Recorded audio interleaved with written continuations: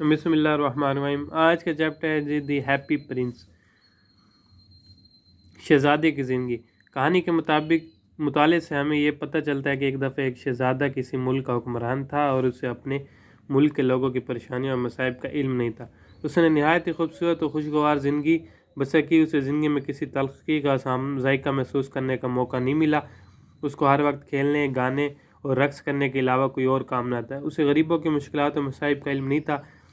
شہزادے کی درباری سے اسے خوش و خرم شہزادہ کہا کرتے تھے۔ شہزادے کی موت کے بعد زندگی۔ اس کی موت کے بعد اس کا مجسمہ ایک اونچے مینار پر لگا دیا گیا۔ مجسمہ سونے کا بنا ہوا تھا، اس کی آنکھیں نیلم کی تھی اور اس کے تلوار کے دستے پر ایک لال چمکتا تھا۔ ابابیل کی خدمت۔ ایک خوبصورت ابابیل شہر سے اڑ کر پرنس کے قدموں پر آ بیٹھا تھا تاکہ دھند اور سردی سے بچا رہے۔ جب وہ سویا ہوا تھا تو آنسوؤں کے قطرے سے اس کے جسم پر گرے۔ اس نے اوپر نظر اٹھا کر دیکھا۔ اسے معلوم ہوا کہ آنسو مجسمے کی آنکھوں سے گر رہے ہیں۔ ننھا ابابیل نے اس سے کافی ہمدردی محسوس کی۔ اس نے شہزادے کے مجسمے سے اس کی افسردگی اور غم کا راز پوچھا۔ مجسمے نے اسے بتایا کہ اسے لوگوں کی پریشانیوں کو دیکھ کر بہت دکھ ہوتا ہے، کیونکہ وہ اپنی زندگیوں میں وہ لوگوں کے دکھ درد نہ بانٹ سکا۔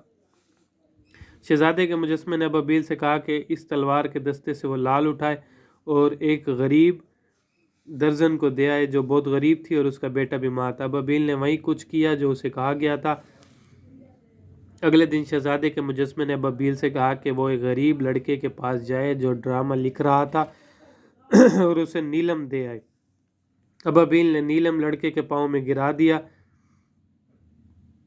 اگلے دن ابابیل نے ایک ماچس فروش لڑکی کی مدد کی جو غریب تھی اور بھوکی تھی۔ اس کے پاس پہننے کے لیے جوتے نہیں تھے، اس کا سر ننگا تھا۔ ابابیل زن سے لڑکی کے پاس گیا اور اس کے ہاتھ کی ہتھیلی پر موتیوں اور جواہرات کو رکھ دیا۔ شہزادی کی درخواست پر ابابیل شہر کے تاریک گاؤں میں اڑا۔ اسے ہر طرف پریشانی، مصائب اور دکھ نظر آئی۔ پرندے نے ہمدردی کے ساتھ لوگوں کے ٹھنڈے اور افلاس زدہ چہرے دیکھے۔ اس نے واپس آ کر شہزادے کو سب کچھ بتایا۔ شہزادے نے ابابیل سے کہا کہ وہ اس کے جسم سے سونے کے پتھروں کو ایک ایک کر کے اتارے اور غریب لوگوں میں بانٹ دے۔ ابابیل نے شہزادے کی درخواست پر غریب لوگوں کی پریشانیوں کو دور کیا اور اس طرح وہ بہت خوش ہوا۔ شہزادہ بھی غریب لوگوں کی مدد کر کے بہت خوش ہوا۔ کہانی کا سبق۔